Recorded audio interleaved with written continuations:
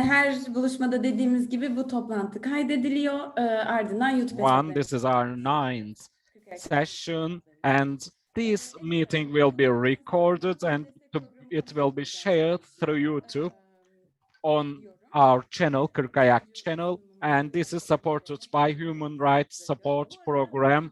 And additionally, I would like to say something else. If possible, please start your camera as far as possible so that we feel the classroom environment, classroom setting, and can feel each other on a realistic basis. And now I would like to give the floor to Kim. Herkes merhabalar, hoş geldiniz. Thank you Welcome to Kırkayak, all of you. And to all of you. I'm going to share, well, I'll share my screen in just a second. What I thought, as you know, today I'm going to be speaking a little bit about settlement and camps. We're moving in now. We've had several weeks where we've been talking about the international refugee regime, and we've been talking about difficulties accessing it with countries not wanting to resettle refugees. So we had Alison Mouse and Maurice Steele speak about how people are forced to seek asylum through more dangerous pathways because of this. And then we've had several seminars that actually went into the kind of details on the ground of what those journeys look like. So we had Masal Mustafa speak about Syrians to Sweden, Carla Angelo-Pasel discuss journeys from the Northern Triangle countries through Mexico to the US, and then Masaya Veneras Blanco discuss walkers in Venezuelan context. And so now we're sort of shifting for the next 3 seminars onto the issue of settlement. And I'm going to speak a little bit about settlement in camp spaces. And I'm going to do so a little bit conceptually. What I thought I would do is just introduce some of the debates in the field around camps, different ways of looking at camp spaces. And then we'll move on with the next seminar with İlker Taç and then Feyzi to speak about settlement in urban spaces and to speak more about local integration in that context. And I guess at the end, what I'd like to do is just open up to the conversation also to some of you, maybe have your own experiences with living, working, maybe knowing people in camp spaces. So maybe you would have your own thoughts about some of these different kind of images of camps that I'm going to speak about that have been prevalent in the literature. So basically, I'm going to go through talking about kind of 3, I think, what are kind of dominant ways of speaking about camp spaces in that have become sort of popular in the field of migration and refugee studies more recently. And so the first is the idea of camps as spaces of objection, where people who are really considered to be sort of abject subjects or people who are marginalized are sort of warehoused. So the idea of refugees as really being victims warehoused in these spaces. And this idea became, I think, really popularized through the work of Giorgio Agamben's work, an Italian philosopher. So I'm going to speak a little bit about that. Then in contrast to that, there was sort of a pushback to that to think about camps in more sort of sociological and ethnographic terms as lived spaces. And we see this in the work of French sociologist Michel Agier. And he really puts forward the idea of camps as proto-cities. So I'll speak a little bit about that. And then I'll turn to the third kind of way that I think has become more dominant, especially recently, which is camps as neoliberal spaces. And the idea here is really to invite refugees to participate in the running of camps, to use the space of the camp, not just as a space where people have to, exist and survive, but where they can also use the camp as a space to thrive, to better their skills. And we see this in some of the work around camps becoming places for recruiting labor of refugees. So I'll talk about that. And I just raised some questions along the way, and then hopefully we can have a conversation about some of these ideas. So let me share my screen with you.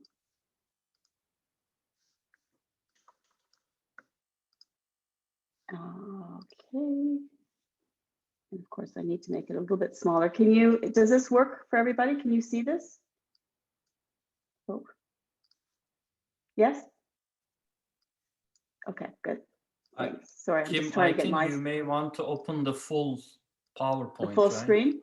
Yeah, I'm just trying to figure out a way that I can see everybody right now at the it's same a time. presentation mode. Yeah, That's good. That's good. Okay, perfect, good. Okay, so just as a caveat for starting this, we talked about, well, Idila Tak, I think, mentioned in her lecture about the 3 durable solutions. So resettlement being one, and we've been talking about how that's really not a viable option. So few people are resettled. This 2019 UNHCR global report suggests that of the 85% of refugees are really hosted in developing countries, 73% living in countries next door to their own, and that only 307,200 refugees were able to return to their country of origin, voluntary return as the other durable solution, and only 107,800 were resettled to third countries. So I think that's significant. We're really looking at those options as not being really viable. And so what we see is that people are either going to be locally integrated, or they're going to be, warehoused is a word that's often used, temporarily settled in camps, and often along the side of neighboring countries. So as I mentioned, there's sort of 3 kind of, I think, dominant ideas about the camp that are, and I'm using this a bit conceptually and provocatively to talk about. But one was through the work of Homo Sacer, Sovereign Power and Bare Life. And I have, I don't know if Tulay is with us, but I know Tulay always likes to have the references and ask on the side. So I'm also doing this. Hello, Tulay, if you're here. I can't see it, my whole full screen. But to have the references as I'm speaking about these in the slides here. So this was a work by an Italian philosopher, Giorgio Agamben. And he really, I think, sort of popularized this idea about camps, but in a very particular way. He's a philosopher, of course. And so he is taking a philosophical approach. In some ways, he's building on arguments made by Hannah Arendt to think about the fact that what was called the refugee problem is really a structural feature of the nation state system, because people are, through war, put out of place. And the original idea was that refugees would be temporary, people would be put back into place, either through acquiring citizenship or by returning to their country of origin. And what we increasingly see is it's not happening. We are seeing increasingly people living for many, many years, lives in limbo, and often in this proliferation of camp spaces. And so Agamben sort of picks up this idea. And he really speaks about this idea. He says the power of the state or the sovereign really lies in the power to ban somebody from political community.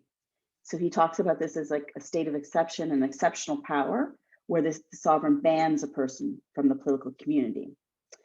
And he talks about this banning from the political community as forcing someone then into living a life of what he calls bare life. And for Agamben, this notion of bare life is really about individuals losing their ability to be citizens, to be political subjects with rights, living in political communities, or polis in the political term, and that they really become reduced to a very biological existence, much like other animal species. And so he talks about this kind of biological bare life of what refugees become reduced to as being different than what we might think of as the sort of qualified life of people living in political communities. And of course, he's basing this on sort of the ancient Greek distinction between zoe and bios and different ways of existing. And so he says as more and more people find themselves shunned or banned from political community, they find themselves living in what he calls a state of exception. And he says, while the state of exception might be temporary, it's actually becoming more and more permanent, and it's becoming spatially organized around the form of the camp. And the spatial organization that gives rise to the state of exception, all of these people who are living sort of without rights, reduced to bare life in this spatial form of the camp, he says the camp is not or shouldn't be understood just as something thinking about, for example, the Nazi camps of the past, but that we see a proliferation of variety of forms of camp. And so he says we might see the camp an ideal form, but when we look around us, we might see it in the zone d'attente areas, the waiting areas of the French international airports. We might see camp spaces, for example, in guest houses or so-called reception houses or closed detention centers. So there's a variety of proliferation of what camps might look like. And the last kind of point that is really important, I think, that he makes is that he talks about this as really being a structural feature of our world. He says camps are not just exceptional spaces, but they become part of the normal order. He says they are the hidden matrix and nomos of the political space in which we are living. So he would suggest that as much as we might think of our system being structured around nation states, we could also think about our system being structured around camps as sort of an alternative logic that is governing our world. And so migration scholars, refugee scholars picked up on this idea, particularly about Agamba's notion of refugees as being bare life. And we could discuss whether that's rightly or wrongly picked up. And of course, many of us are reading Agamba in the translation in English, not the original Italian. And maybe this is particular in English speaking literature as well. But I think that there was sort of a way that it was picked up that reinforced certain problematic stereotypes of refugees that were already prevalent in the media and in scholarship, which is to think about refugees as victims without political agency. We've talked a little bit about this so far in the seminars. But I think this idea of refugees as bare life sort of was easily picked up because it kind of reproduced or was used in that way to talk about refugees as simply victims.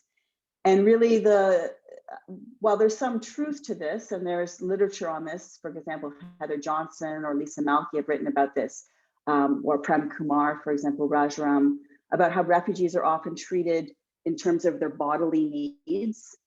They've talked about how to be a refugee, you really need to show things like suffering or bodily wounds, and that humanitarian organizations treat refugees that way in terms of their bodily needs.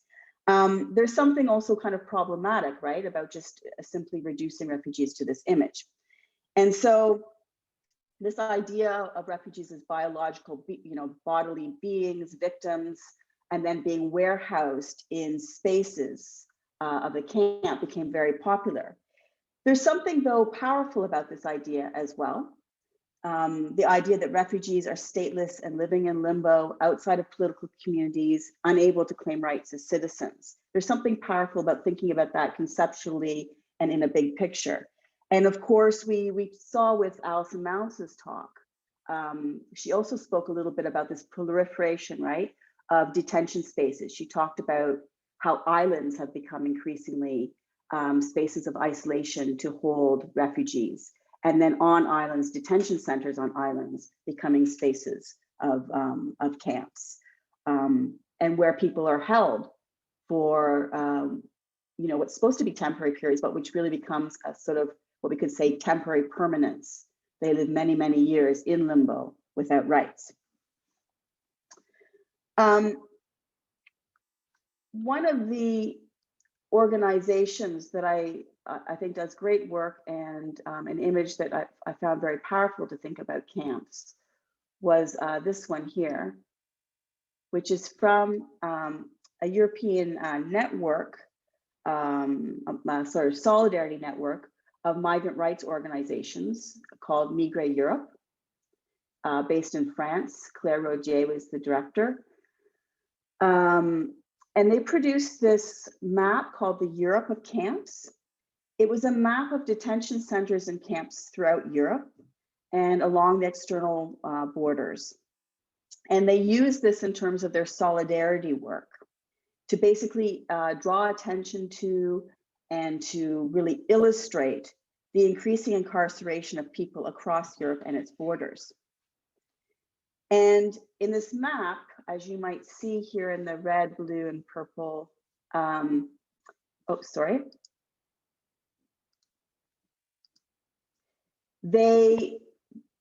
they show many different types of camps. They talk about detention centers, reception centers, accommodation hotels, self-organized migrant camps, like the one in Calais that I'll speak about in a moment. And they use this to refer inclusively to all the administrative practices that include incarceration, containment, expulsion, and deportation. Basically, all of those forms of spaces that are aimed at keeping migrants from a distance. And this really speaks to this logic of exception that Agamben speaks of excluding people in segregated spaces, in exceptional spaces where the normal laws and rights of citizens don't apply, and where people often can't have their voices or make claims heard in the normal way that they would as citizens. So Migra Europe explains this map. It says, and I'll just quote them here, they say, the first image which the term of camp evokes is a closed place, geographically identified and reserved for the confinement of undesirable people. However, to stick to this definition of the camps as enclosures would mask an important part of the reality. The diversity of the administrative procedures and various technical and humanitarian constraints aimed at regrouping the migrants go beyond the reference to confinement and lead us to consider camps as places to keep foreigners at a distance. What I like about this map and what I find powerful is not only that it kind of is very provocative in that it makes visible the range and types and numbers of camps when you see this, but for me also there's something here when you first look at the map, I think intuitively, before you look closely at the side and you see what it's all about, you expect to read these dots on the map as representations of cities. We're often used to looking at maps like in that way. And then you look more closely and then you realize actually it's kind of the mapping of the opposite. It's the mapping of forms of camp spaces, of holding all of those people, irregular migrants, asylum seekers, refugees that are outside of living in city spaces proper as citizens, for example, even though many of these detention camps might be nestled within European cities. And so it makes visible also the presence of camps, not just around the outside and the borders of Europe, but also shows that the camp is really within European space. It's really integral to European spaces. So it shows their constitutive exteriority of European spaces of citizenship. And so I think this speaks sort of to the way that Agamben talks about camps as being the nomos of our time or the order of our time. The camp space is really integral, right, to the spaces that we have of cities, and people housed in these are somehow, there's a way that they're asking us to think about how they're connected to ourselves as citizens, those of us who are citizens and have rights. And so for me, this map, it raises questions to think about how does the reproduction of certain spaces like cities, like what maybe call the polis, political community, and the constitution of some, but not others as proper political subjects of citizenship, how does that connected to then, keeping others at a distance and warehousing others without rights? How does our privilege as citizens in some way depend on the exclusion and the denial of the rights of these many others? So I think there's this kind of interesting way that this map is provocative and we can read it, as an activist tool in these different ways. But there's also something, as I mentioned, sort of problematic about Agamben's work, or at least the way that it's picked up in the scholarship, because it reproduces, as I said, this common trope of seeing refugees as mere victims, as simply biological beings, as bare lives, rendered, to their biological needs, and not as people with agency themselves, right? And who actually live in camp spaces and make a life and negotiate the very challenges that they're placed in. So it's a way of sort of looking at, or at least the way it's been picked up, about looking at camp spaces in a very depoliticized way for me. It ignores, in at least the way that it's been used, it ignores really the way that camps are, geographically and historically specific spaces, the way that there's a whole amount of work that goes into governing those spaces, right? Managing them, from the urban planning of the design of camps to providing the aid in the camps, to also the way that people live in camp spaces. So the socio-political and economic structures of camp spaces. But I think you do see this kind of politics of the camp and the way to represent it played out. And I'm going to use one example, and the piece I gave you to read speaks a little bit about, actually two pieces that I gave you to read as sort of samples, speaks to this in the case of Calais, France. So I've given you this piece, which was written in 2016 by Hanno Brandkamp, Good Camps, Bad Camps, What's Wrong with the Jungle? And Brandkamp comes to speak about the jungle has come to symbolize the negative mirror image of a refugee camp. It's other, in which power and civilization are twisted and virtually turned upside down. And I had gone to Calais in 2009 to do research there at the time. And what I found interesting was that actually the desire to represent the jungle, problematically called jungle, which is a sort of self-encampments for migrants, was really part of the politics of what was going on. And this continues even, from then, it continues right into the current moment. So I want to briefly just discuss this within the example of Calais.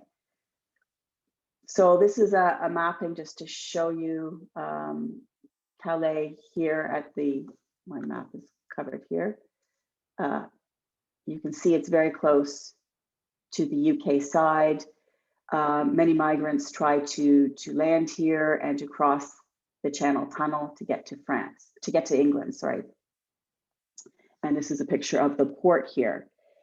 And this area, of course, has a long history because at least if we go back to sort of 1998, 1999, people were crossing there, and they decided to open the Sangat Refugee Red Cross Center, basically to open it as a reception center for migrants and refugees. And prior to this, people had been gathering and congregating, but really sleeping in the streets. And so the Sangat Refugee Center was an old hangar that was taken on by the Red Cross and used as a reception center for people. The center closed in 2002 because of pressure from the UK government, but also France. Also, both countries saw this as a kind of pull factor for people to come to this area. Of course, the Eurotunnel saw it as bad for business.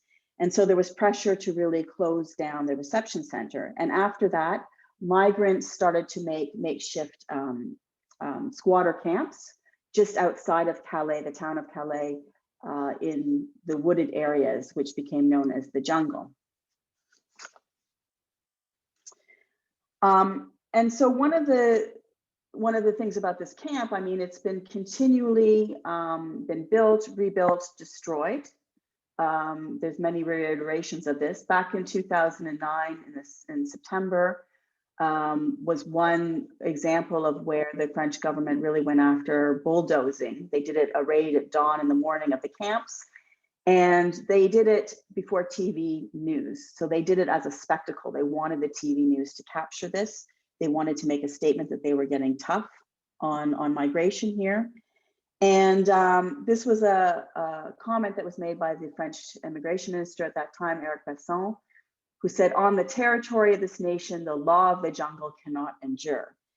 And for me, this kind of quote endures an image of the camp as really being, a state of war, a state of lawlessness, a state of illegality where people come, and that France has no place for this. It's, as we going back to the earlier quote I mentioned, it's sort of like this place that's uncivilized and we need to tear it down.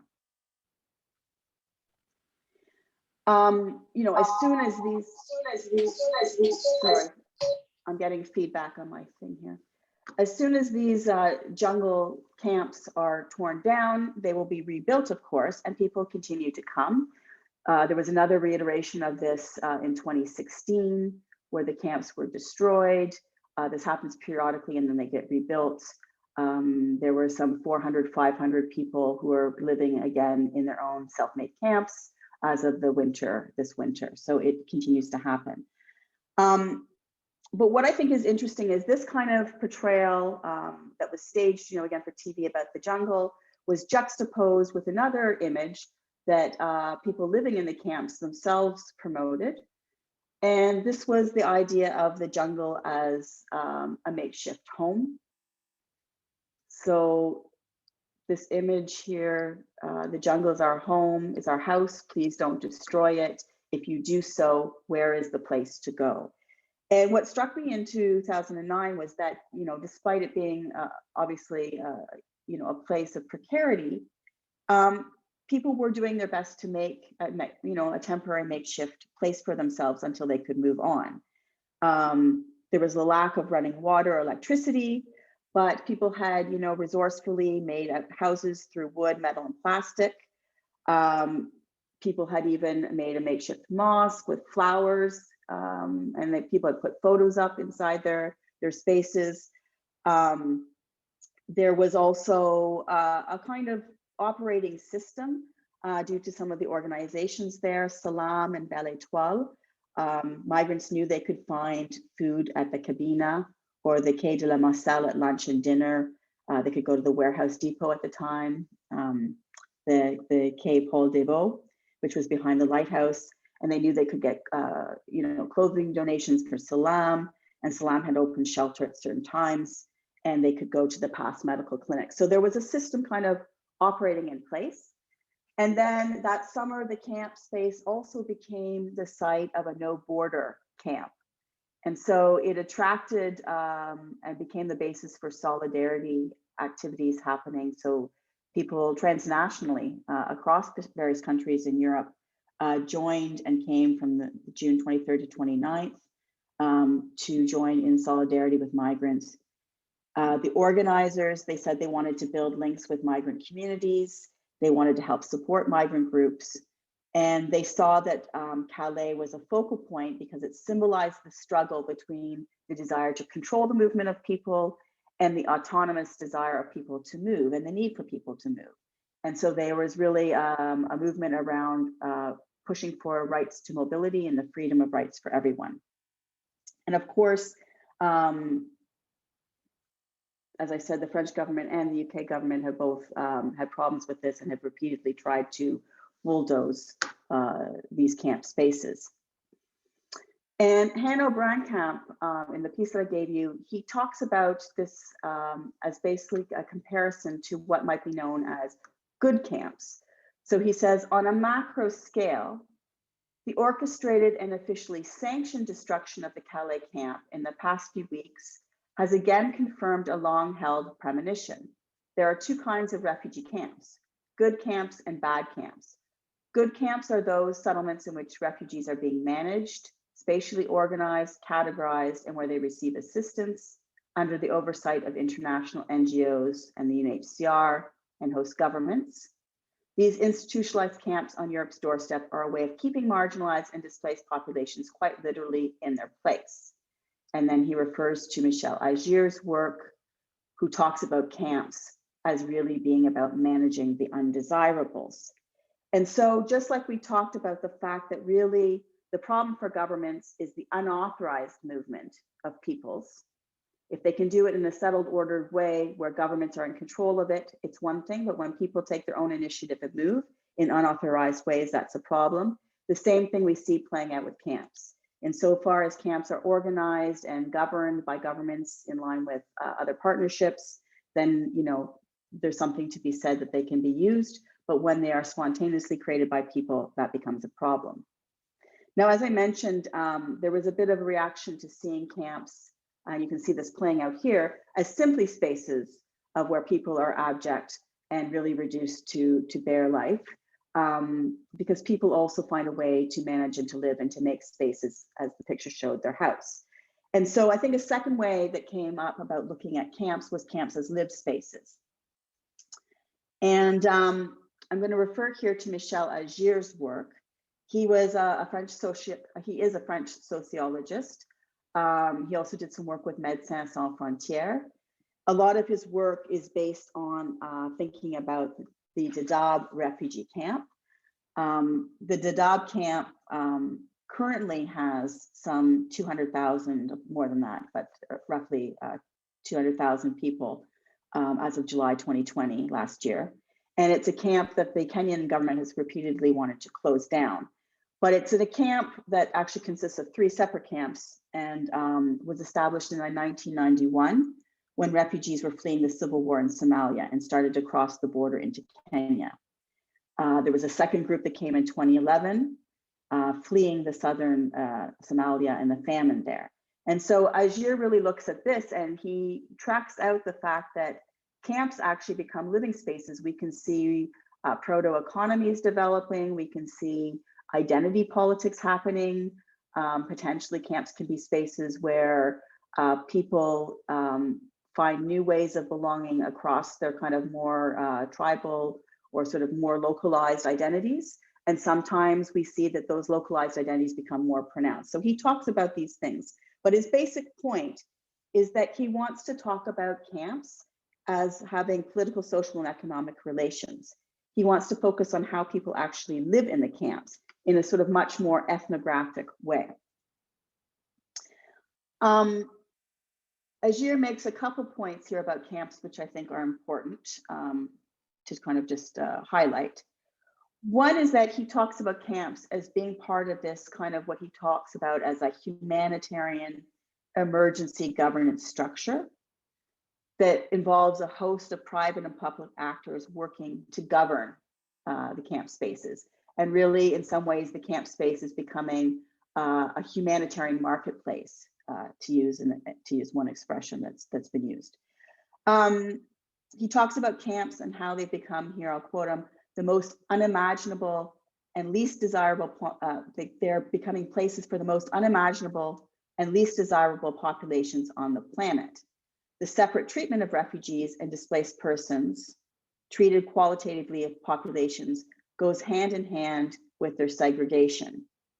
So he sees this moment now as one of the return of the camps, and that this is a way to govern refugees, and he says, to park and guard all kinds of undesirable populations.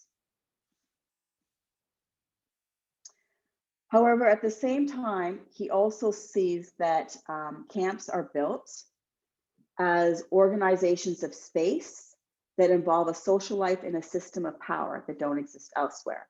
And so he talks about camps as being these hybrid mechanisms. And I think what's important from this quote here is just to say that he sees them as kind of paradoxical spaces. He says the existence of camps transforms them from the humanitarian point of view into nameless victims. But on the other hand, the camp can also be described in terms identical to those used today to describe towns: heterogeneity, complexity, gathering, concentration. He says, can the refugee camp become a town in the sense of a space of urban sociability, or even a political space of a city? And I know that at least one of you is studying or working in urban planning, and so this might appeal to your thinking.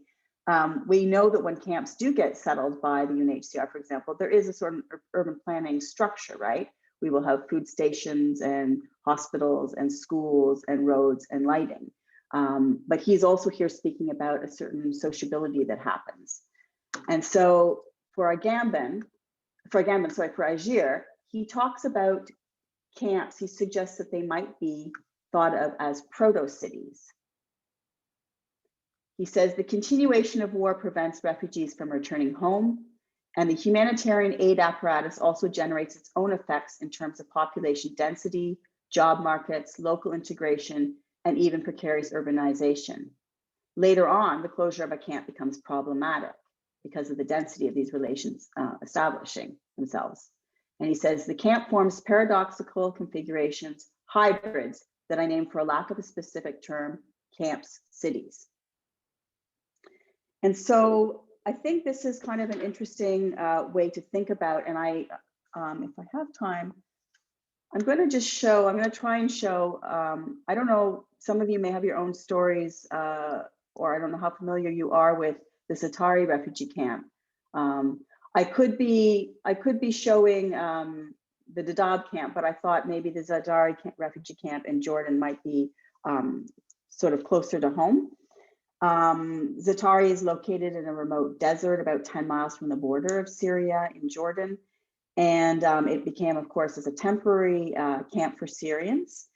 But it's now become quite a permanent space. And in 2017, for example, the UNHCR built one of the largest solar planets with the help of the Jordan and German governments. It's the size of 33 soccer fields. So it provides sustainable electricity and power for the camp's daily lives. And so I'm going to just show this clip if I can to give you, we might not translate, I don't know if whether you'll be able to translate the journalists from a CBC news clip here, but I'll summarize afterwards.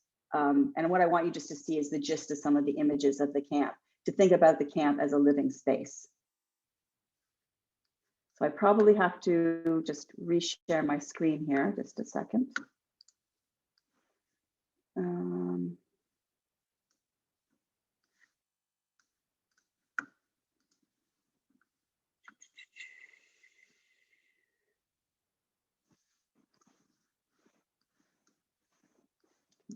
Here.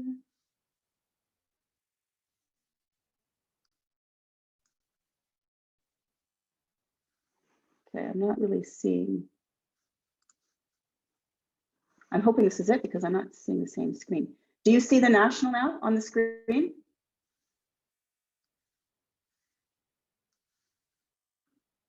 Maybe I can have someone. Faizi, can you see can you just respond to me? Do you see it? Yeah, we can see the national, by the way. You can see the national? Okay, great, thank you. Okay, so let's hope the sound works. Zaatari Camp, okay. A sprawling, meant to be temporary home for 79,000 Syrians. 3 years on, Zaatari has become semi-permanent. An established community with what's mockingly called the Champs-Élysées, featuring some of the camp's 3,000 small shops. Refugees outside camps in Jordan can't work, but inside Zaatari, they're entrepreneurs. From 4 o'clock on, Kusei, 14, sells smokes. The early afternoons reserved for skills training. I never go to school, so I believe in this way I'll have a profession for my next job. UNICEF's helping him to maybe be a technician or a barber. Can you show me your haircut? And he doesn't want to leave Zaatari camp for anywhere except Syria. You would think in this dense, concentrated camp there would be many refugee families who potentially could go to Canada. But the reality is they don't meet the vulnerability criteria. There are many more refugees in the rest of Jordan who are worse off. Here, at least, they get health care, subsistence shelter, vouchers for diapers and food, and for some, basic education like numeracy and literacy. They're hemmed in by barbed wire, but at least safe from bombs. Canada will likely select some families from this camp, and Mohammed Latash could be one. With his sons, he's the falafel king. When the war came to Dara, just across the border, he brought his restaurant business here. He'd like to move his family of 6 to Canada. Because of the war, they destroyed half my house, then a lot of it. So I searched for a secure place. His wife Iman vividly remembers the night they escaped. It was very bad, a lot of attacking all night long. They don't see a future in Syria, and because one son has a kidney problem, they might be accepted for resettlement on medical grounds. But by far, the majority here won't be leaving, not to Canada or anywhere else. UNHCR is preparing for another 3 to 5 years in the camp. Time enough to perfect a trade. At least it's one path for a whole generation growing up stuck. Susan Ormiston, CBC News, Zaatari Camp, Jordan. So The gist of, I wanted to show you that clip because it shows you the camp as a lived space. I think it shows you the streets, it shows you the settlement, but also this particular journalist picks up on the idea of images around economy, right? So she's showing the falafel king and the making of food, bringing the restaurant there, the bakery. She talks about the camp as being a space to learn new trades. So how people are being taught, for example, skills of working in a barber shop. There's lots of images of the boy cutting hair and learning to cut he shows his haircut. And she says that people, are not able to move on, that this is supposed to be a temporary space, but that the UNHCR is going to run this camp for another 5 years. And so the images really show this kind of economy. I'm going to kind of pick up on this in just a moment, but this burgeoning economy, this place of education, skills training, and making a life of these in these camp spaces. And I might say her, I don't know, but for me, her depiction of it and her narrative is a bit trying to show the optimistic in the space of the camp, if you like. So this, I think, I'm just going to pull back my, bear with me for a second, my screen.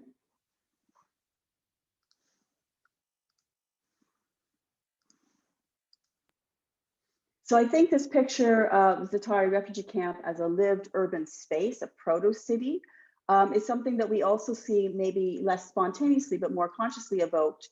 And you will be familiar with this. And I like this article that was written about the Kilis camps in Turkey, the container city camp.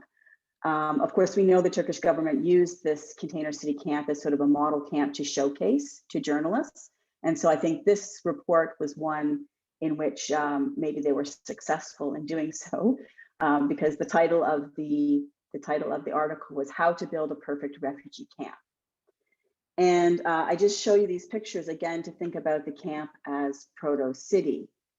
You see, rather than makeshift tents, you see containers. And of course, IKEA is now in the business of providing these container. They have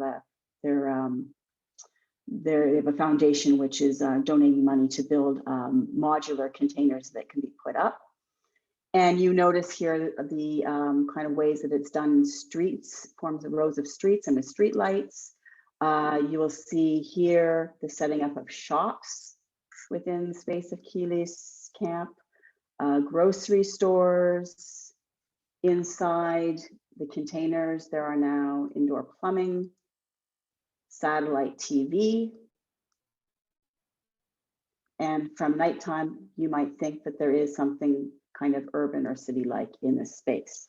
So we see, in other words, the notion of camps as really abject spaces in the first image. And here, a second kind of way of thinking about the camp is really a lived space, and maybe even also a proto-city, which speaks to the fact that camps are no longer seen as temporary, but increasingly are seen as permanent spaces in which people are living. And the third image that I want to discuss that I think has become prominent is picking up on this kind of idea of the permanence of these camp spaces to talk about the space as a neoliberal space. And by neoliberal space, and I'm taking, I should mention, I'm taking a lot of this argument from a piece that I wrote with Suzanne Ilkan about resiliency, humanitarianism, and the way that refugees in the camps are now seen as they're being encouraged to participate in what happens in the camp, in the governance of the camp.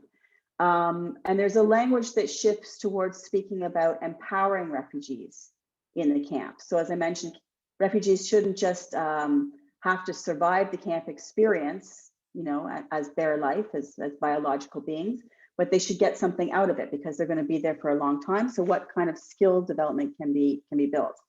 And some of this comes from this, it's used as basically the kind of best practices guide for camp management, which is called the camp toolkit, camp management toolkit. And what I think is interesting about this document is that at the very beginning, of course, it has a big disclaimer and it says, please note that the camp management toolkit does not advocate for establishing camps, nor does it promote camp life. And then the rest of the document goes on to do exactly that, to talk about camp life, the management of it, and to promote the best face of it, let's say, in some ways. So this camp management toolkit and the management of camps, to see them as neoliberal space, is a way of really thinking about how can refugees, as I've said, do more than survive, but can actually thrive. How can refugees potentially become empowered by participating in running camps? And how might refugees become turned into employable, productive subjects, agents? So as I mentioned, this kind of photo of the management toolkit was established by several organizations, including the UNHCR, the United Nations Office for the Coordination of Humanitarian Affairs, the International Refugee Council, and the Danish and Norwegian Refugee Councils. And it's been actively used in the field since 2004. It contains all aspects of camp operations, from logistics like water and sanitation to what's involved in camp closures. It details roles of different partners and provides tools such as checklists, monitoring forms, and guidelines.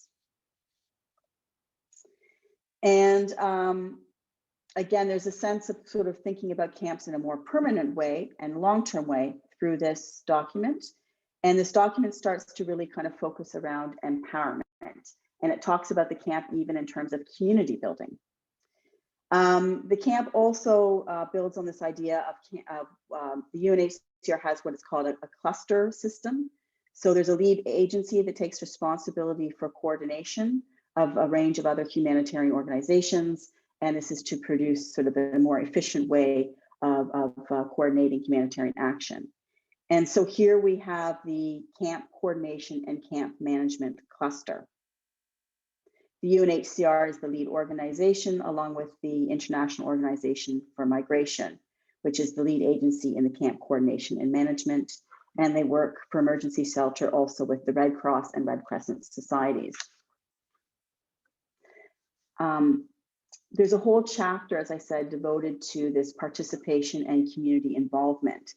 And so they talk about participation and community involvement, and they talk about, their website talks about from camps to building communities. And so you no longer see the idea of warehousing of refugees, but you actually see the camps more as, longer term settlement, with the idea that people are entrepreneurial. And there's a shift in language to talk about camps in terms of camp residents as well.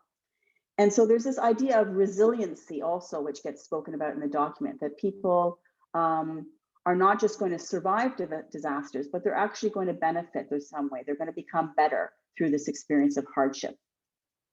And so there's a chapter, for example, that is focused around refugees in their involvement in self-governing.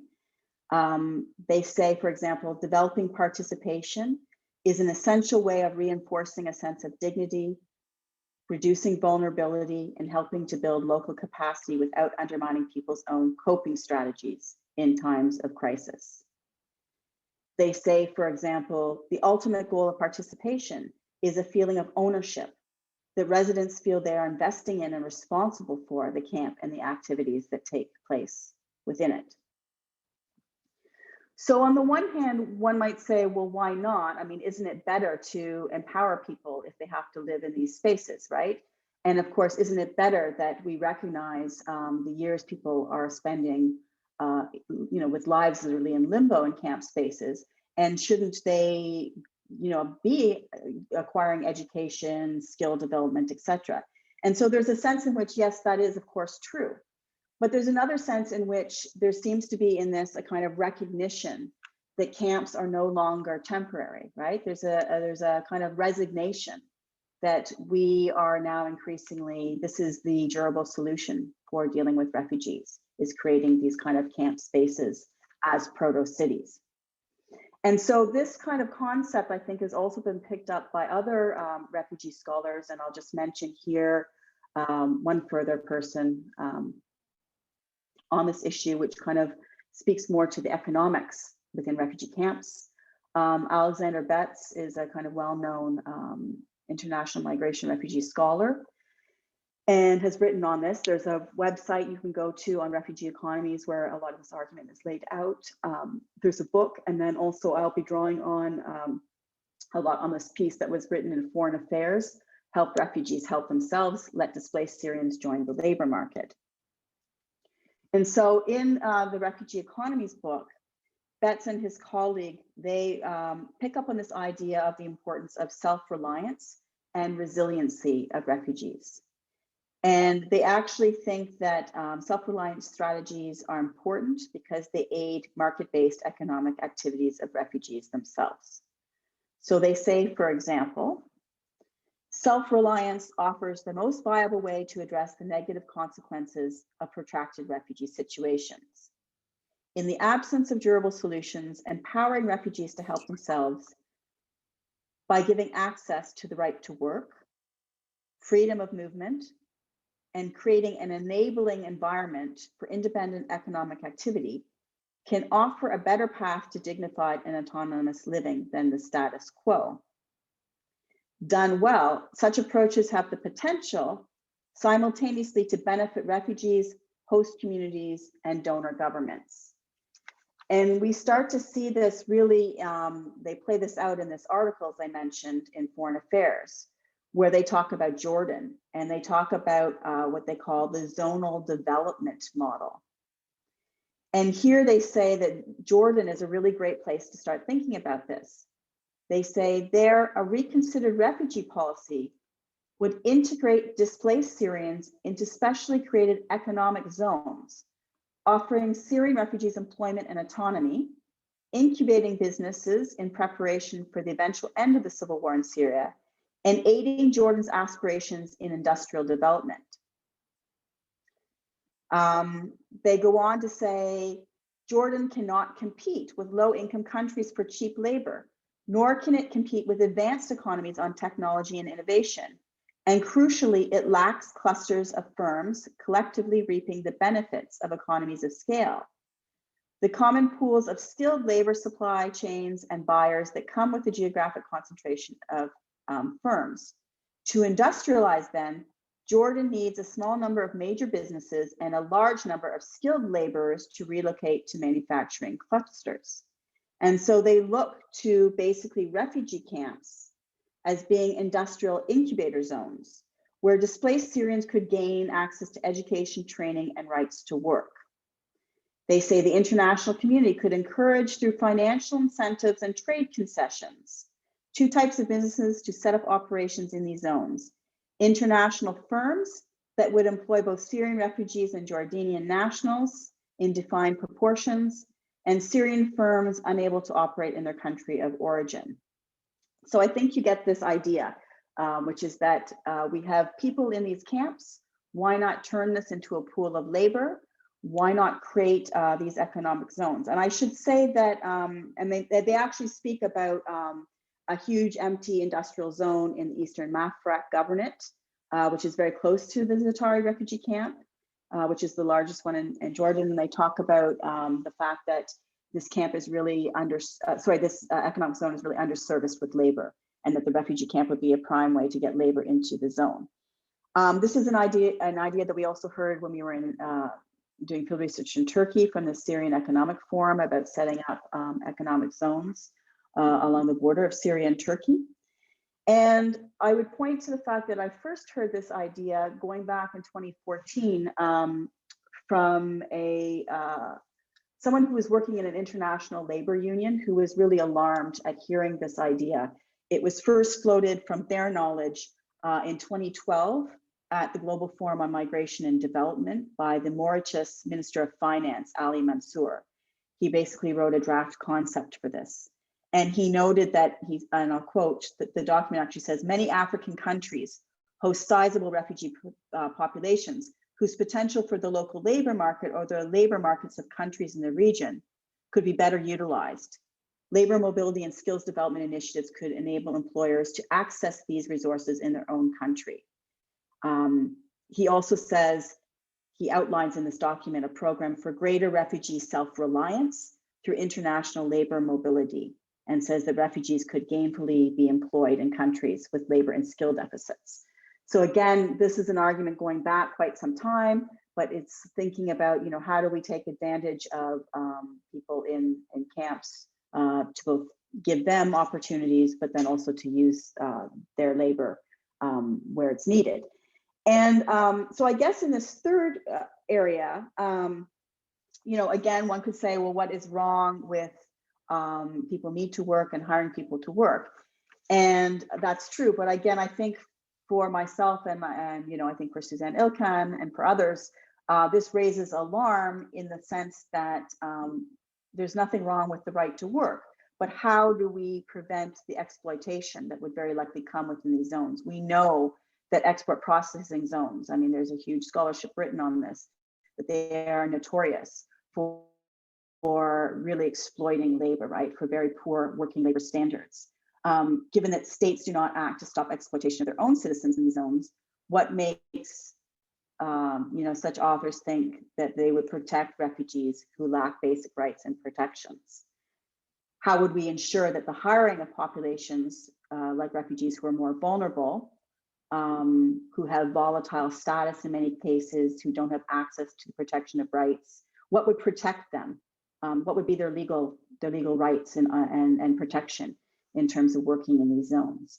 So I think this is a type of market-driven response to refugee camps, where we see camps as being looked at in terms of the potential, in terms of turning refugees into economically productive labor, which, you know, suggests that there might be some things we need to think through more carefully. And to be fair, in the Betts Collier piece, they raise the issue, but they raise it very superficially, I think, in my opinion, and very much in passing. They don't really acknowledge the very deep problems in export processing zones around the world that are known to be zones for labor rights abuses, but then continue to promote this as an idea. So that is kind of the third, I think, way of thinking about camp spaces, which is as spaces where refugee populations are not just, you know, governed through humanitarian aid, but who are also then invited to be part of that process, to become self-empowered through that process of living in camps, and to be economically productive.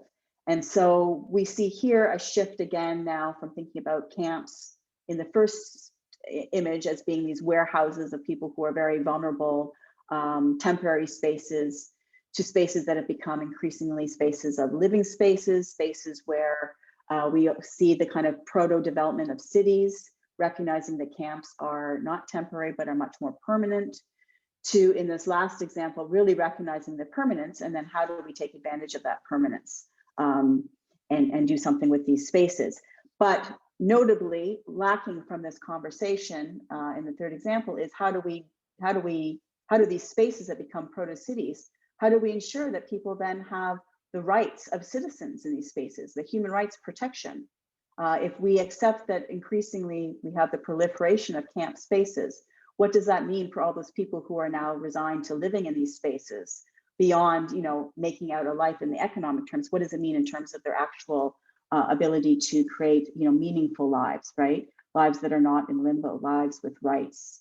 And so I think this conversation for me around camps, and I'll just end here, you know, it does raise the normative questions, I think, underpinning this whole idea of the so-called refugee problem, about what it means for us who live with the privilege of citizenship and rights to movement and other rights that come with citizenship, in a world where ever increasing numbers of people live in spaces outside of political community, in spaces where the temporary becomes permanent.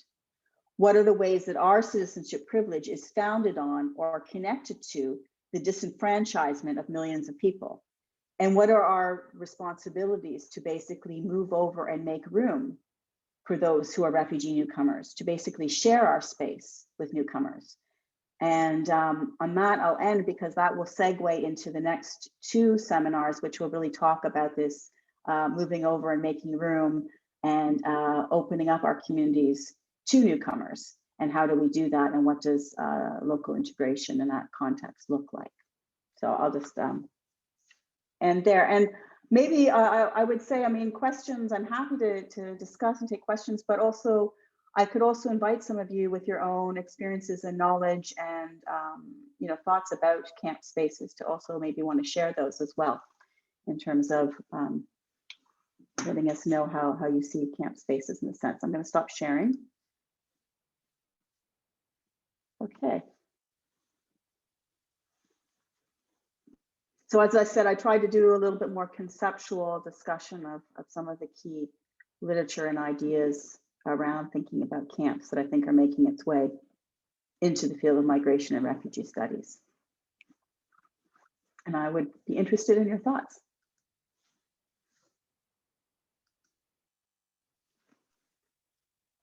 Have any of you been to Zatari? Or is actually, no.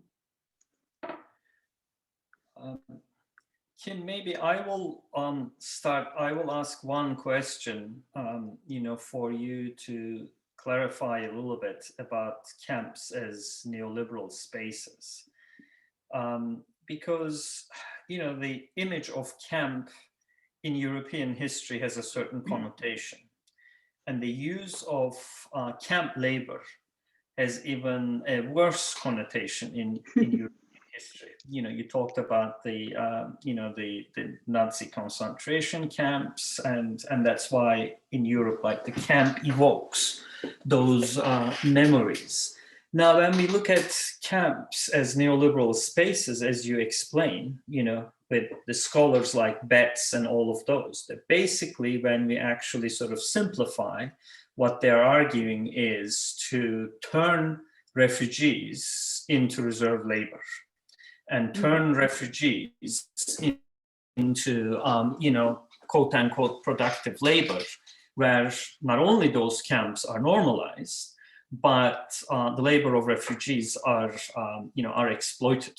So starting from Calais, which is a jungle that is not acceptable for governments, but when we end up in the camp as a neoliberal space, then the camps are sterilized, normalized, and became permanent places where the refugee labor now is integrated into exploited labor. So there is kind of sort of like a path.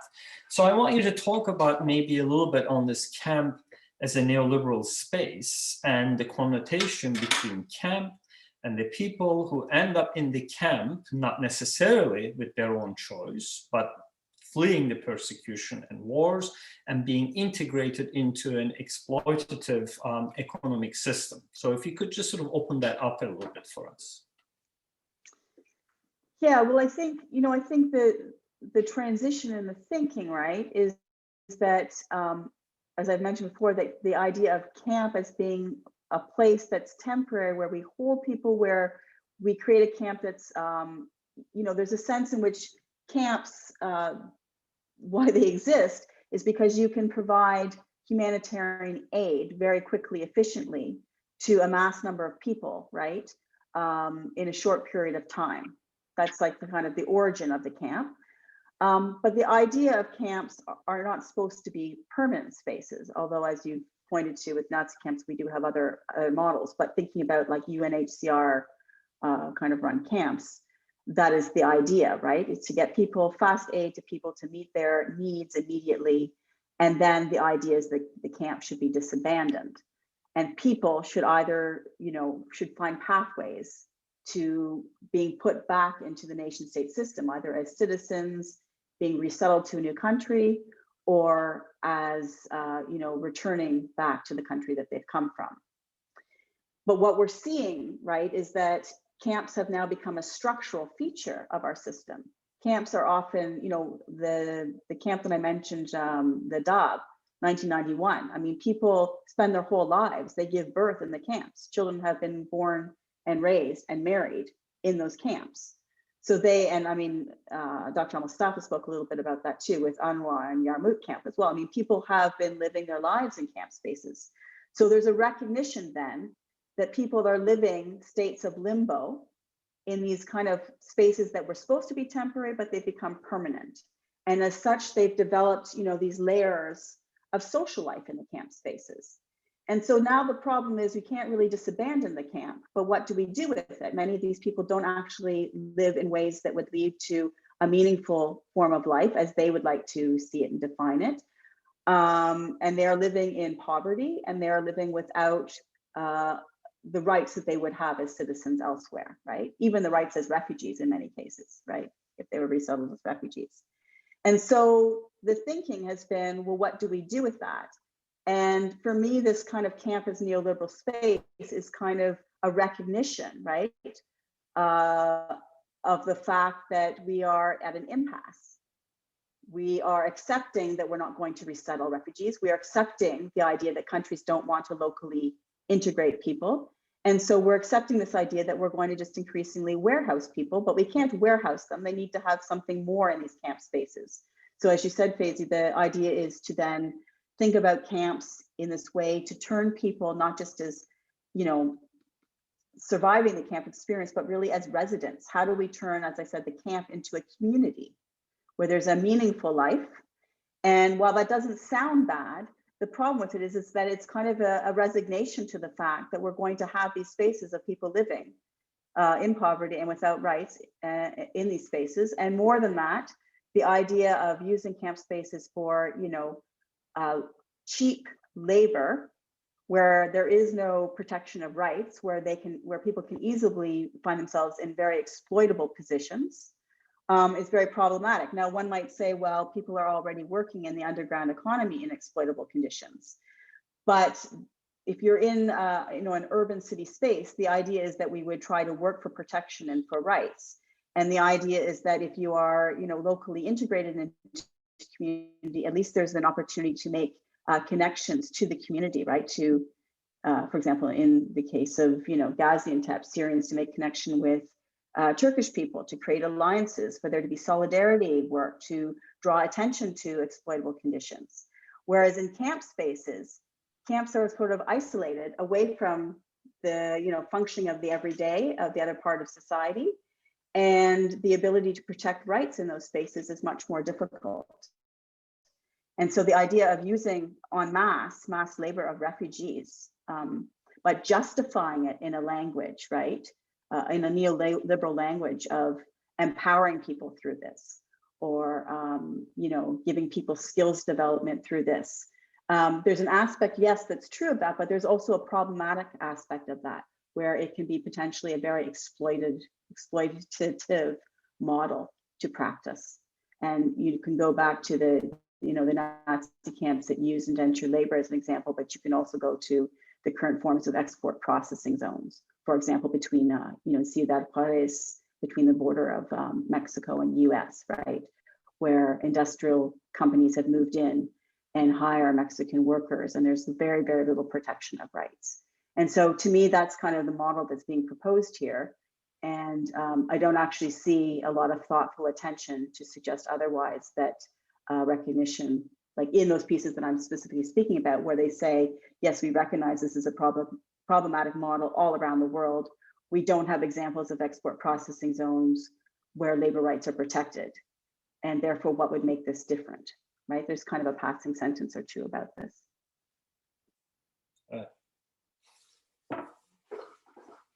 I don't know if that fully answers that question, but.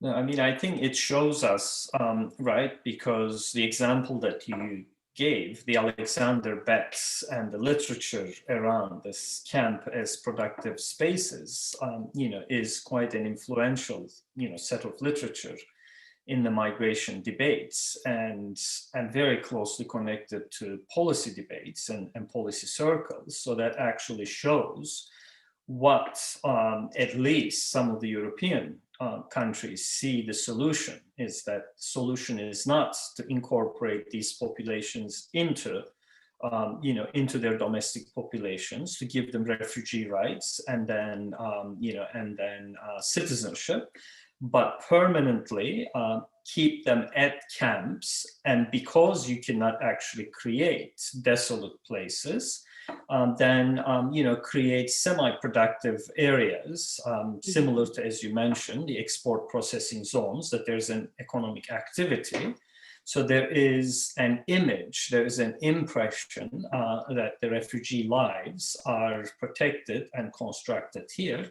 But at the end of the day, of course, is that there are two aspects of it, is the exploitation of people who already lost their homes and their countries, and their lives are, you know, turned upside down, and incorporating them into an exploitative economic system. But also second, of course, is that to you know, completely subvert the international protection regime and deny them the rights that they may otherwise be entitled. Exactly, yes. And, you know, I think this goes back to, you know, again, I kind of think back to Hannah Arendt, her comments in her work, The Origins of Totalitarianism, which was written after World War II, 1950s, in which she very much points to this, you know, fundamental structural problem of the system. She says, you know, while you would think that there's international law and we have, you know, human rights protection, she says, in fact, when people, you know, lose their state, they lose their ability to have their rights protected, because really rights become protected and grounded within the context, in our current system, within the context of a nation state.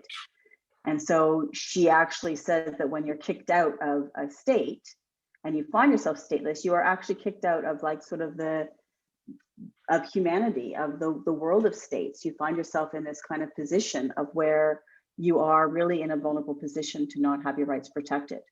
And so again, like the idea was that people out of place would be put back into place. And what we're seeing with this new notion around camp is really that we're no longer adhering to that idea. So refugee production, what does that mean in a camp space? I mean, it no longer means, as you've said, basically like resettlement, right? Or local integration in ways that people could find meaningful pathways to more permanent and stable lives, right?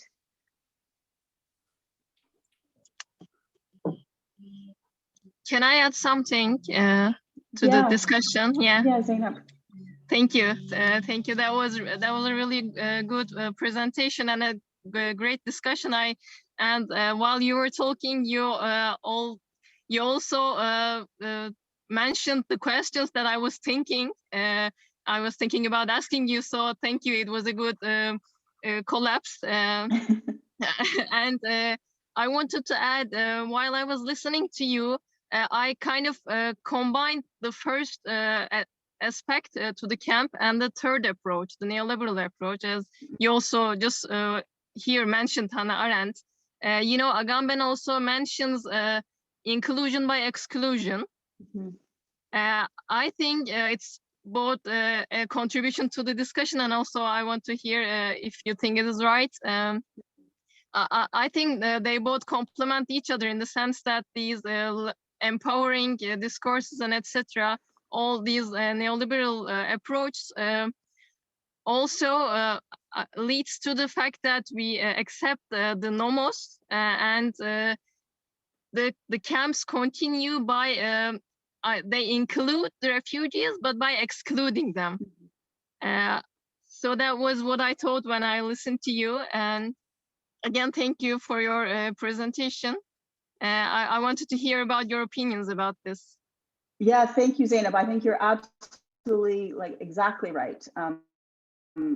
Agamben does make that very powerful comment, right? That people are included through their exclusion, and that's a great connection to make, to think about the camps then as a way of, you know, including within sort of the economic capitalist system, but through very much their exclusion, right? Their ban, their ban and exclusion in these spaces that are exceptional in many ways, right? Where they are told that their lives are temporary, but where that temporariness, you know, goes on for decades in some cases, where they're not really able to, you know, get on with a new life as they would like to.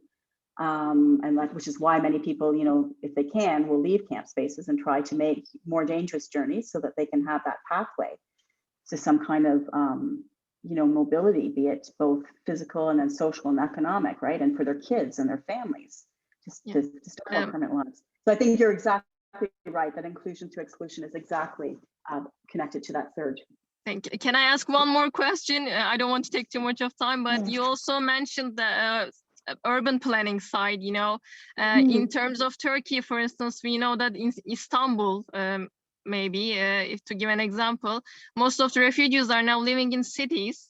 The camps are, the number of people living in camps is decreased. But the idea of camp really continues to preserve in our minds and in the regulations and governance practices. So would you elaborate more on the urban planning side of the camp and resettlement ideas? Because the resettlement of refugees in the cities is also a great discussion in the migrations scholarship of scholars, you know, migration studies, sorry. Thank you again for your response. Yes, a really important point, Zeynep. I guess when I was thinking about urban planning, like my first thinking about that, there was a very nice, I didn't show it, but there was a very nice drawing, actually with an interactive map that was done, really, which was called An Anatomy of a Refugee Camp, which showed refugee camps in terms of the urban planning and the structure. So the things that needed to go into thinking about them, as I said, like the school, the food depot, the restaurant areas, the city, the street planning, you know, where would the school be located? And so there was kind of a blueprint that was done. So I was thinking about urban planning in terms of when camps get set up. And I thought the key list, because it's not a sort of self-organized space by people, right? It's very much controlled and designed from above, if you like, right?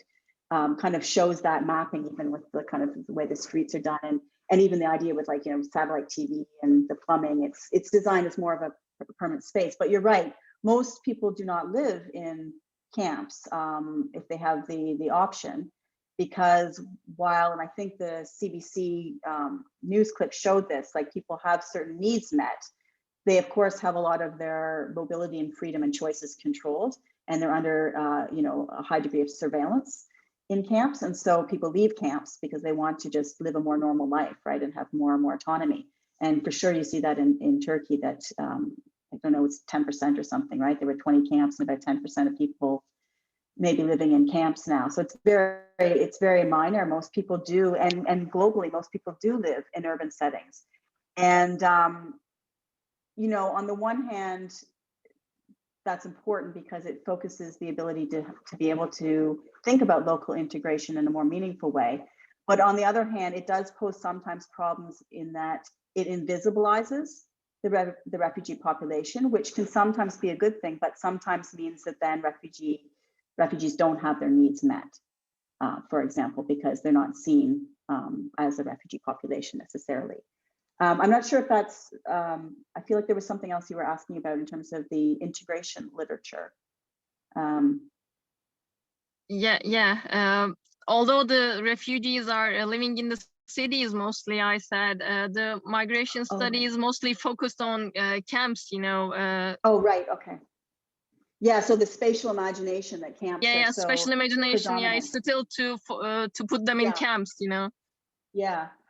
Yeah, I think that, you know, I think that goes to this whole idea of the representation of, you know, refugees, right, as being somehow different than the rest of us, of not being political actors, political agencies.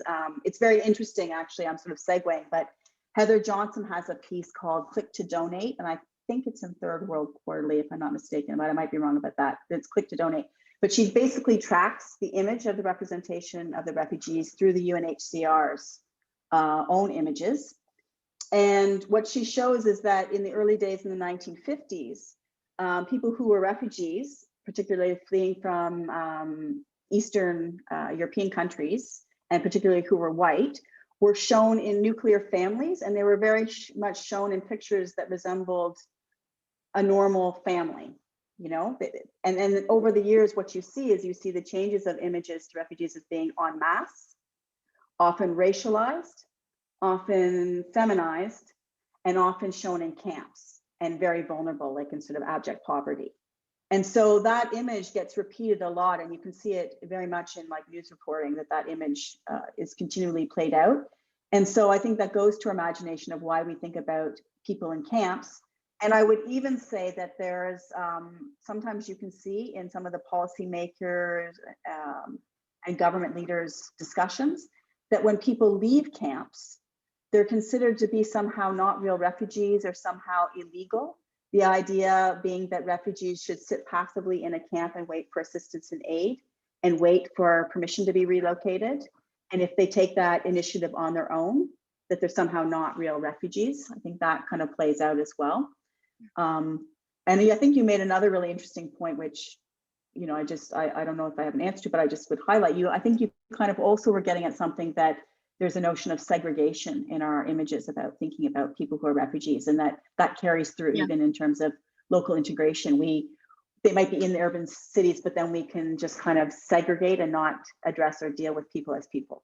Yeah. They're somehow different or other, right? They're non-citizens. Yeah. Yeah, I just meant that. Thank you. Yeah, that's really important. Okay, thank you so much. Could you share? Sorry, could you share the? Could you share on chat that you mentioned the trajectory of the image of refugees? Yes, I can do that. Yeah. Or I might have to send it after, but I'll just. You can send it afterwards, probably, Kim. I can send it afterwards. Maybe I'll do it afterwards. Yeah. Okay. Thank you so much. Okay. Okay.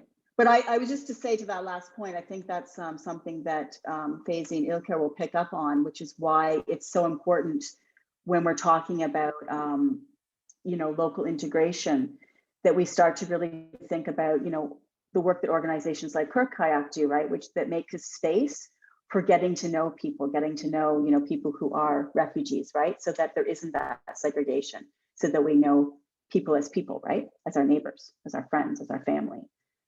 That breaks down that kind of spatial segregation that we're thinking can continue mentally even into the urban spaces. I don't know, Ayşegül and Abir, who had their hand up first, who wants to go?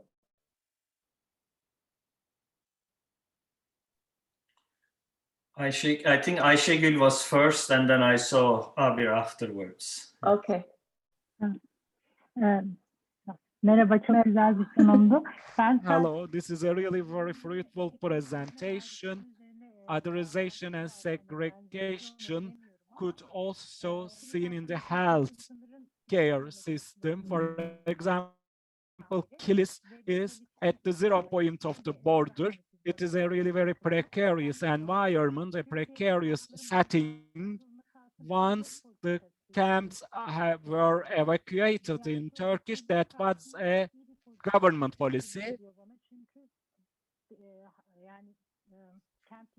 They evacuate them to the cities. They sent them away to the cities. They were otherized in camps, but still we try to build up or set up migrant healthcare services. For example, they could receive basic healthcare services as migrants in those centers, but we segregated it, otherized them, because those healthcare services are migrant healthcare services and they could apply for it solely.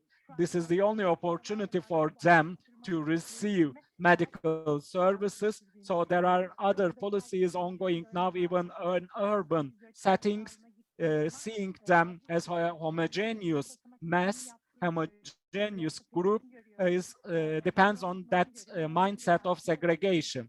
And for example, in that healthcare service, migrant healthcare service, you could see some seeking for maternal health, but they should indeed be referred to specialized clinics, but there are lack of such opportunities. So this is another way of authorization, I think, like that.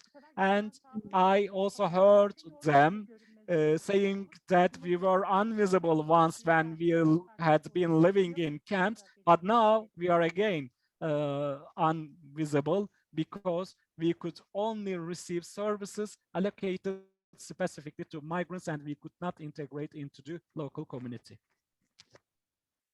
I would like to mention that.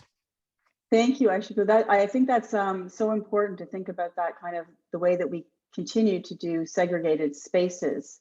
Going back to building onto Zeynep's point, within the urban city spaces for treating with migrants. And your comment made me think about, you know, one of the projects that I had found really interesting and important to speak in contrast to that was in Thessaloniki when I was doing research around sort of people crossing through Turkey into Greece and through the Edirne, the Evros, Meriç river there, and then into Thessaloniki. There was a really great medical clinic set up by Médecins Sans Frontières in part.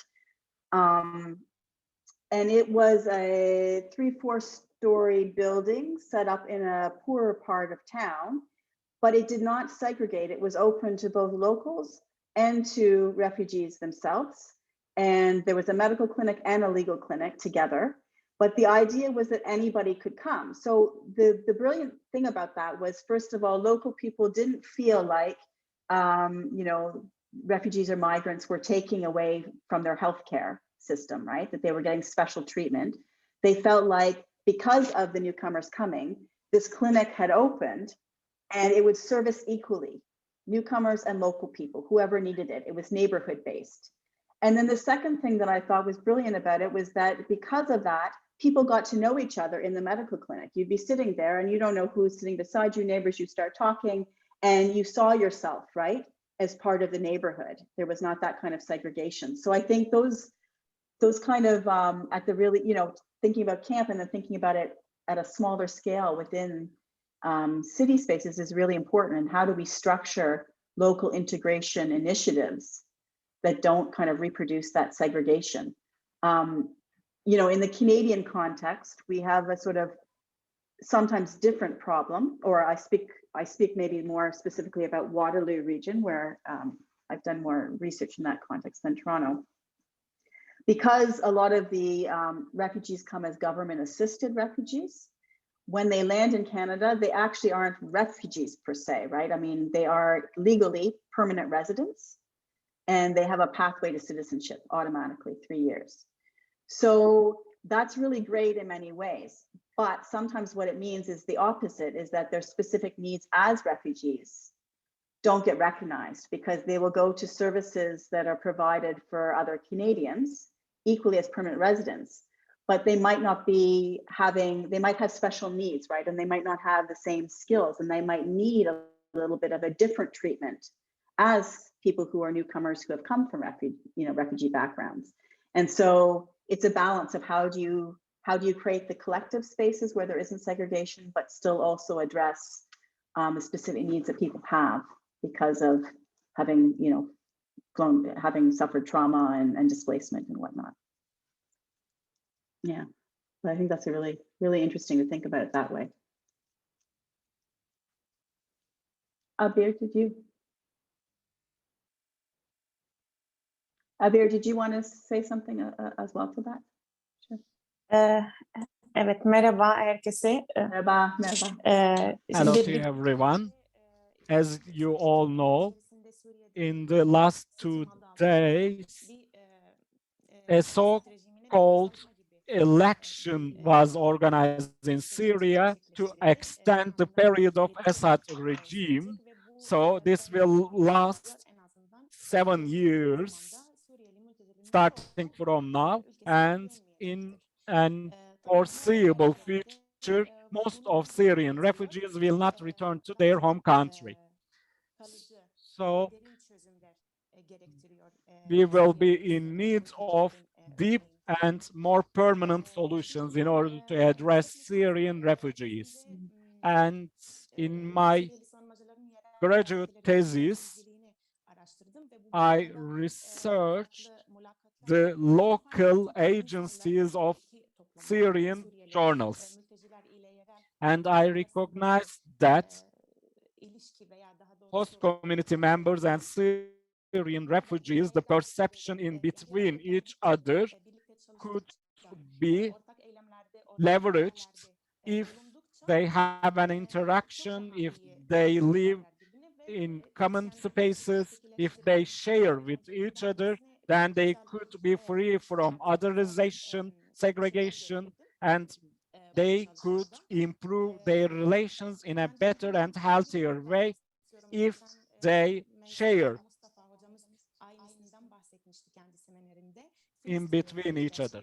And also we can say that, for example, the Palestinian refugees who had lived in Syria had coexisted with us under normal conditions. I had Palestinian schoolmates during my primary school, and some of my relatives got married to Palestinians. We never thought that they were different from each other, from us, and we shared a common life together. We always considered that we are solely human beings only, but nothing else. We are all human beings. So developing those camps like that might be seen as a permanent solution by states. I am afraid of that, indeed, because refugees could be deprived of their most basic reasons in camps, and once we provide them with basic needs in camp settings, then all of a sudden we start thinking that, okay, the problem is solved, but no, it is not solved. It is a really overgeneralized approach, so to say. So we can say that we skip the essence of the matter, and we should attend cultural studies. We should take part in cultural studies, and we should try to integrate different communities with each other. We should move those people away from camps. They should go to same schools, they should work in the same offices, in the same factories, and so that they could get integrated with each other. This is just a comment, but not a question. Thank you very much for listening to me. Yeah, I mean, that's very powerful, and I completely agree. And I would just say, I mean, you know, countries like Canada, what I just read a recent UNHCR Canada report that put Canada as, I think it was saying it was like, you know, well, it was in the, for sure within the top 10, but I want to say it was like high, like number 1 or number 2 out of 26 countries in terms of its refugee program resettlement. And, you know, Canada between 2015 and 2017 only took in 44,000 Syrians, right? And I compare that to Turkey with 3.65 million Syrians, right? So, I mean, certainly there's a problem there. I mean, I understand that people might not want to move to Canada as far as away as it is from Syria, because the idea of going home, you know, might be appealing. But on the other hand, I think, you know, we have a responsibility, right? And, you know, then as a Canadian citizen, I have a responsibility to push for that, right? Because we could definitely resettle many, many more people. And particularly in our family resettlement, it's just disastrous. And that's something where I think, you know, we haven't talked about that, but families being separated means that you can't also properly, right, settle if you have family elsewhere and you're separated. But yeah, I agree. Camps are a very scary solution, and the idea that we would be comfortable with it for me is scary. Viral,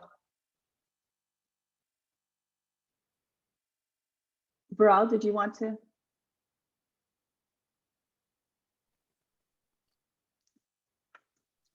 Oh, I'm not sure. Merhabalar. Soru için teşekkürler. Gerçekten böyle. I would like to thank for the presentation. In my own perspective, I started rethinking about those camps I paid visits.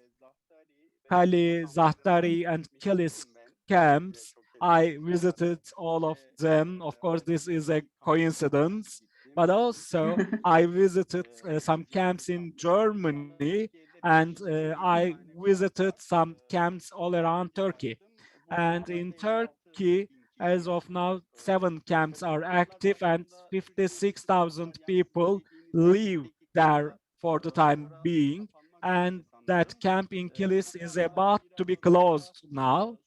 And in the recent period, those camps turn into repatriation centers, removal centers, especially Osmaniye camp and the camp in Antep serve as removal center for criminalized Syrian refugees. They are detained there, and they are detainees in those camps. But I would like to say that In the previous session, we mentioned islands and camps in Australia, and the camp understanding in Western countries is completely different from the understanding in Middle East. Shatila, for example, Palestinian camp in Beirut,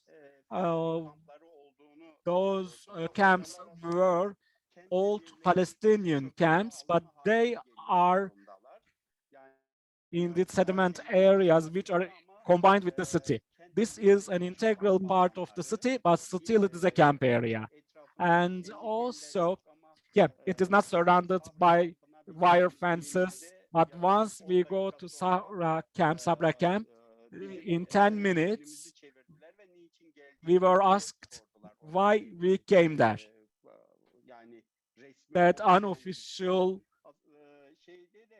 powers ask that question, so to say, and Zahtari camp could turn into a camp just similar to Safra and Shatila camps. And they are also becoming urban areas, cities, policies, or how you put it, no matter how you put it, and they resemble some cities now, proto-cities. And in Turkey, in just after 2017, Turkey had some camps built up in Syria, and people were kept there to a certain extent, to a large extent indeed. And we saw that those people do not live in tents anymore, but they are provided with small cabinets which are made of bricks. Of course, we are proud of, as a country, our country is proud of telling such narratives, so to say, but those are non-city urban areas, so to say, in the Middle East.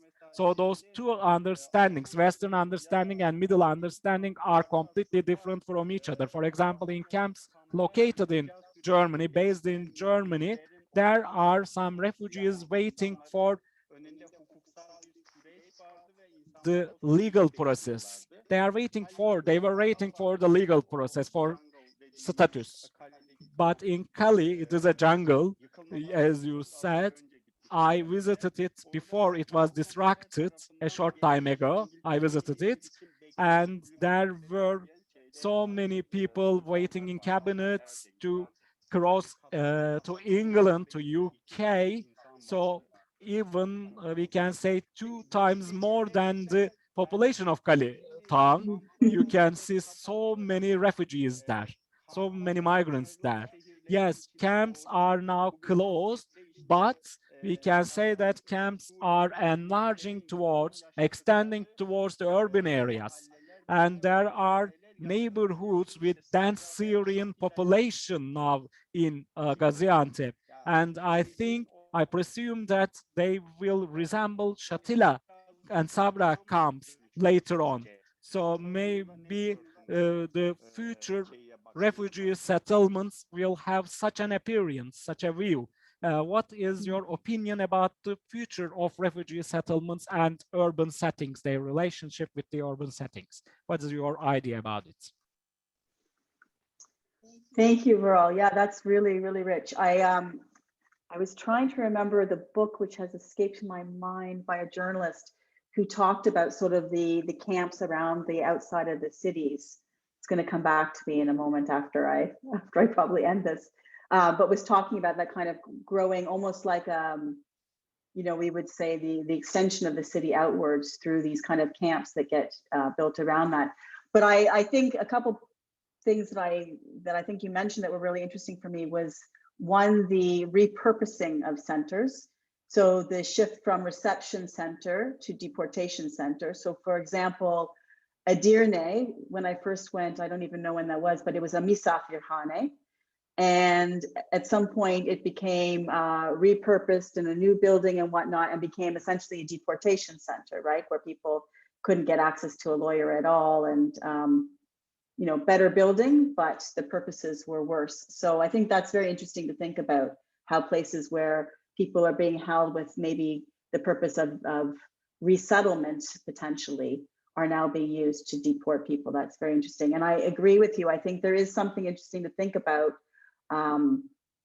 in terms of how camps are understood. And I, in another piece, had thought about this through kind of Orientalism and the idea of the way that we think about exterritoriality and creating different sets of rights for people, because that has a long history to it, legally speaking. And so the camp is sort of a manifestation of that. You can create these kind of zones, which are exceptional zones within any kind of city or country space, right? Where we then, like, I guess the best example of that would be, or one of the very good examples of that would be in the French airport, where you have the zone détente. And there's a scholar, Pauline Maillet, who's written on this, a very interesting work where she worked with some of the migrant rights organizations in, actually very difficult to get access. So she was working in that space with them.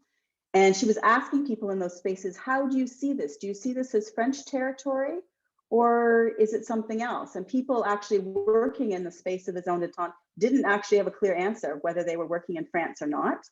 And the laws that applied, was it French territory and you'd have rights as an asylum seeker or refugee, or not? Is it a limbo space where you could deny those rights? So that's part of, I think, the kind of repurposing of spaces, right? And this creating limbo spaces.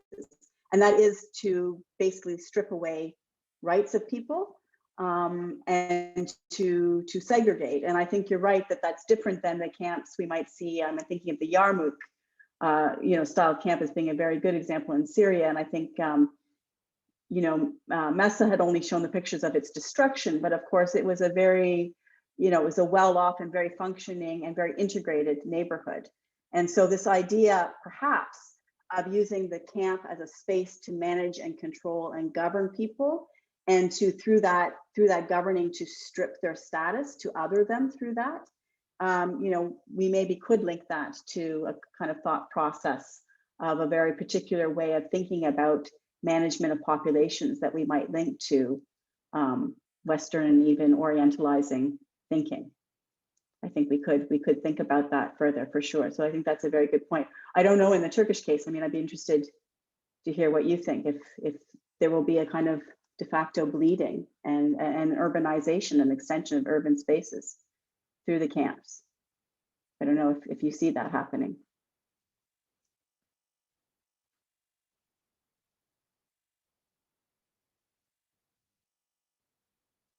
I don't know if that answered everything, Boral.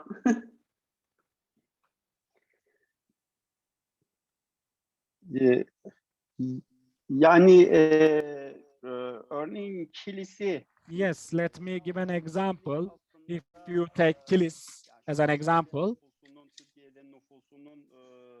we can say that the population of Syrian refugees is 2 times more than Turkish nationals for the time being. It is like that. So we can say that it turns into a Syrian island in Turkey, that urban space. And that urban space is now retransforming ever and ever. And this is, of course, a peculiar example, but Gaziantep, Osmaniye, and other border cities could be characterized with over poverty zones for Syrian refugees, because those Syrian refugees become poorer within the course of time. Once we get into communication with neighborhood or village headmen, they said that the population of their neighborhood, 75% of their local population is composed of Syrians. So such like neighborhoods are increasing in number. So if, for example, those Arabic signboards were not banned, then it will even be more visible within the course of time. But now Arabic signboards are banned, are prohibited. And Palestinians, as was said previously, coexistence of Palestinians in Syria. This is really very important, but that makes sense, and this is valid for mid classes and upper classes. But Palestinians mostly live in their own ghettos in Middle Eastern countries, and mostly those Palestinians are from lower income groups, lower classes. So we can say that if refugee population is over 20%, then that places will turn into ghettos within the course of time, and those ghettos will extend towards urban centers because we do not have a border policy or social integration policy which is effective, which is actively implemented. And also, for example, those Syrian refugees who fled into Turkey once they were only 7 to 9 years old, they are now 18 years old, 20 years old, for example. So we can say that when you walked along streets in 2014, if a Turkish national passed through that street, that Syrian acted hesitantly. And you realize that you are the owner of that street and that Syrian is the guest. But now, 3 or 4 months ago, I visited the same neighborhood and 3 youngsters asked me, why are you here? Why are you wandering around? So indeed, they act somehow threatening me. And that neighborhood belongs to them for the time being. And they think that they are the owner of the city now. And they think that they are the inhabitant of this city now. So if we do not have an adaptation or harmonization policy which will be effective in the future, then that ghetto formations will even increase more. This is my perspective. Yeah, that's really important. And of course, that's a problem. I'm thinking like, you know, it's a completely different context, but even in the Waterloo region, I mean, people want to settle with other people, right? That they know where they share the same language, they share the same culture. There's a kind of comfort and a protection in that.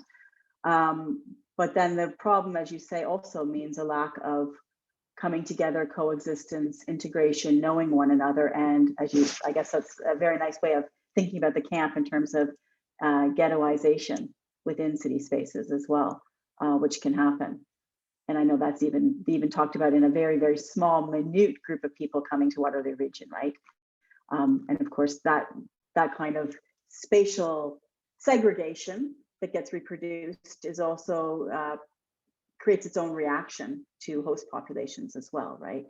I think that doesn't happen when you have much more integration and mixing, for sure. So it's how to give both the protection of the comfort of the networks and the social cultural needs that people have at the same time without the segregation, which is a challenge. That's it.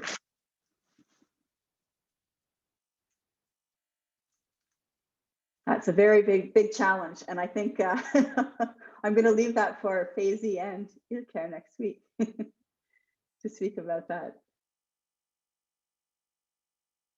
But it's interesting too. I mean, you speak about Kilis, and for sure there is that, you know, just very stark, the fact that I don't know if we talked about it in this seminar already, but you know, the one side of the street, you can have a bakal on one side of the street and on the other, and one's Syrian owned and one's Turkish, and people don't mix. They choose. It's almost like the street is divided by an invisible line, right?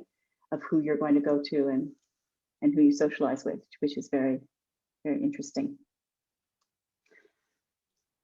Thank you everybody very much for all the questions and the conversations and discussion. Gave me a lot to think about myself, so thank you so much. And I'm looking forward to the remaining conversations. Thank you. Çok teşekkürler. Görüşmek üzere haftaya. Evet, iyi akşamlar. See you. Good evening. Hoşçakalın, iyi akşamlar. Goodbye. Goodbye. Ciao. Thank you. Bye.